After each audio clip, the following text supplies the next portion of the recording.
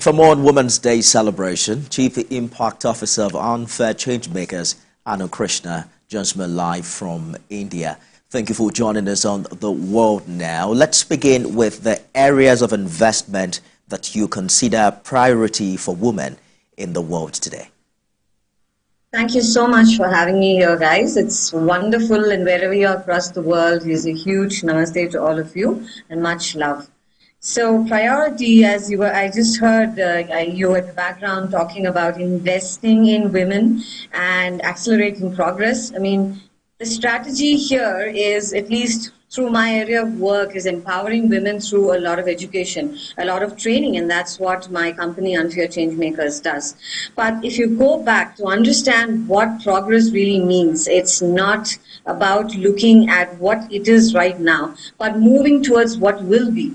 And what will be starts right back at the roots, at the home.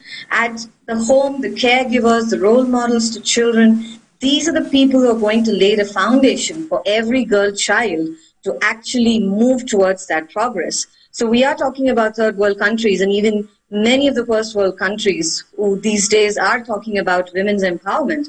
What is women's empowerment? It's not something that we strategize, sit in our drawing rooms, have a discussion, and then say, hey, let's support girl child, let's support their education. But it's about taking action now.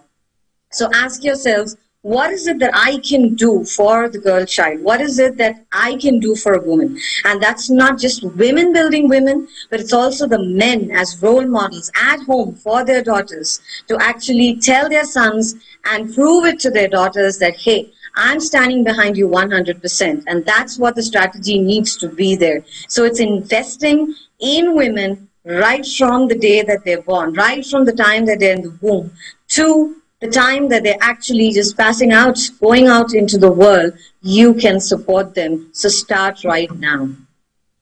Men do have a huge role to play in all of this. But the UN Goal 5 is to achieve gender equality and empower all women and girls. And as you know, the world is not on track to achieve that goal by 2030. But talk to us about what advocacy in this area is like as we speak in India. Right. So we see these movements, feminism, and they're called feminazi.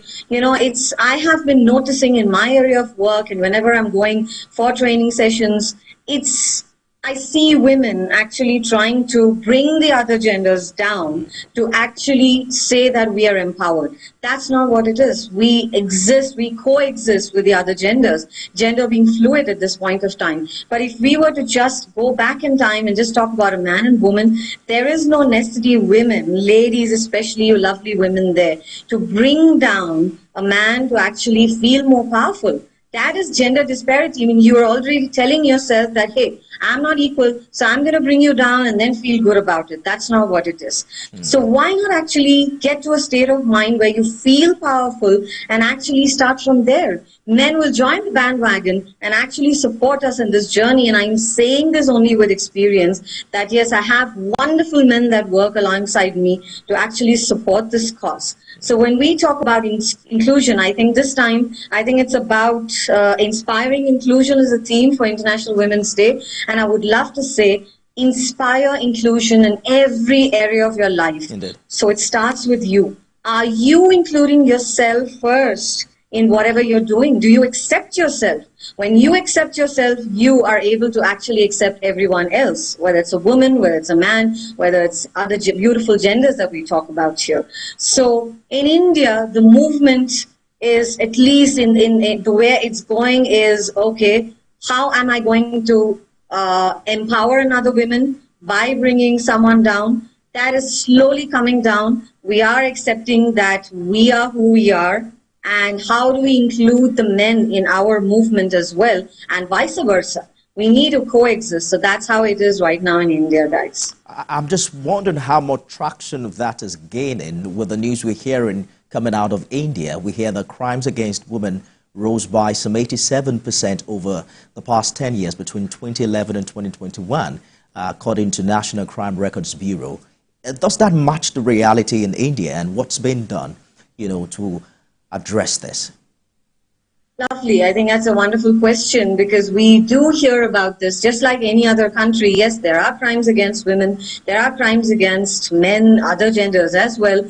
But I guess when it comes to the ground realities, there are things that the media will definitely put, show it out of proportion. It has happened, but I guess, to be fair to them, they have to report what's happening, right? So, yes, I think crime against women is a very, very important aspect that we're dealing with here, but it doesn't go unnoticed.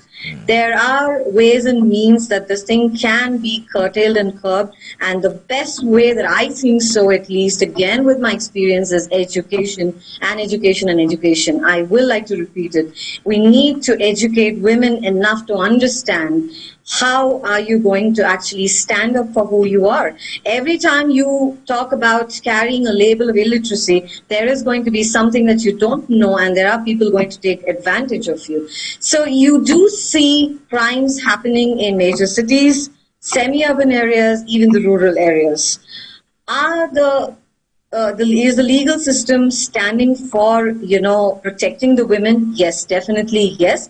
I would like to mention the wonderful work actually done by a lot of advocates, and the legal system is brilliant in doing that. But definitely more has to be done. It is not that, we plug a hole in one place and everything else gets settled. That's not what it is. And of course, we are, by and large, India is still a patriarchal system. So there is a lot of suppression of women. But slowly, with education, with a lot of social activism, things are getting better. And I definitely see a better India very, very soon. So, yeah, that's how it is. We're also looking forward to that in the better world altogether. Chief Impact Officer of Unfair Changemakers, Krishna, thank you so much. Namaste.